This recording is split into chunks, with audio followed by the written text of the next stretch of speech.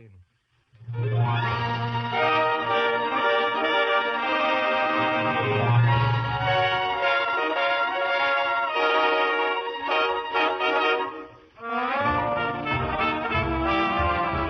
On the lot at Paramount Studios in Hollywood, a building stands apart from the rest.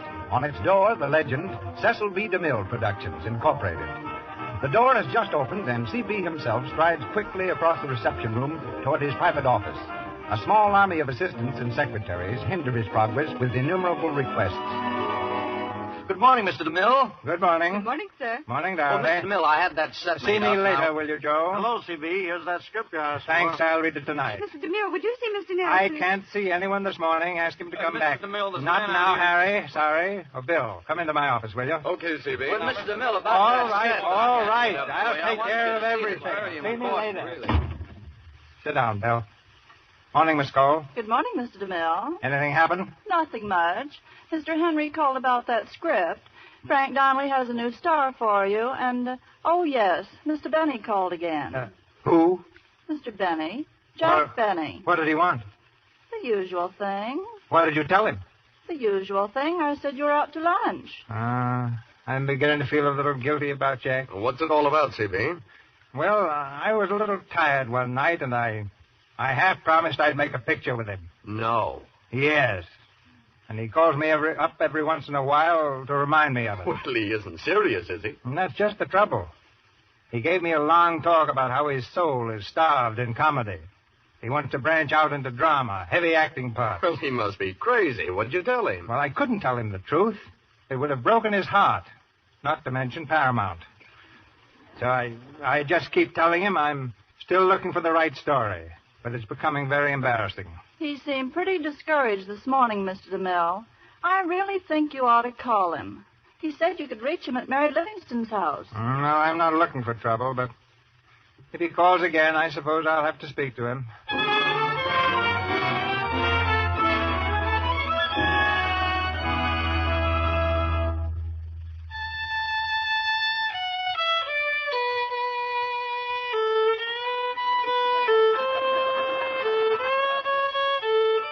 Oh, Jack. Jack. Jack. Hey, Yasha. Yes, Mary.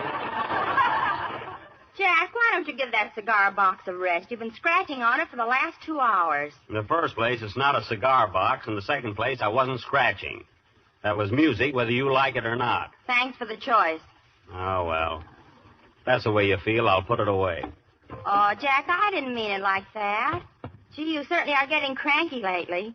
Come over here to say hello, and every time I open my mouth, you get sore. What's the matter with you, anyway? Oh, I don't know. I guess I'm in one of those moods again. I'm sorry, Mary. Gosh, why doesn't DeMille call? Oh, so that's it. I knew there was a reason for that long jaw you're wearing. I'm not wearing a long jaw. You are, too. Well, I saw it in Esquire. Gee, I've called DeMille about 20 times. I'll bet that secretary never gave him the message. Jack, I hate to be a wet rag, but did you ever think that maybe Mr. DeMille doesn't want to speak to you? Oh, don't be silly. What makes you say that? Well, he certainly goes out to lunch at funny hours. Well, that doesn't prove anything. He told me himself he wanted to make a picture with me, and he wasn't lying. Yeah, I'll bet he looked you right square in the chest when he said it. Oh, no, he didn't. Listen, Mary, Mr. DeMille knows how I feel about comedies. We're going to make a serious picture, something that'll give me a real chance. See, the only thing that's holding it up is the story, and we'll have one if I have to sit down and write it myself. I'll write something I can sink my teeth into. With my ideas, all I need is paper and pencil. And teeth. See, you don't give me credit for anything, do you? Oh, Jack, why don't you come down to earth? You're a comedian. You made your name in comedy, and you ought to stick to it. This other stuff isn't for you. What do you mean it isn't? I'm an actor, ain't I? Aren't I? First, last, and always, I'm an actor. And here I am laying around wasting my talents because nobody will give me a chance. DeMille makes the Plainsman, and he uses Gary Cooper. Then he turns around and makes the Buccaneer and uses Frederick March. What they want with me at Paramount, I don't know. If I were you, I wouldn't even ask. That's so.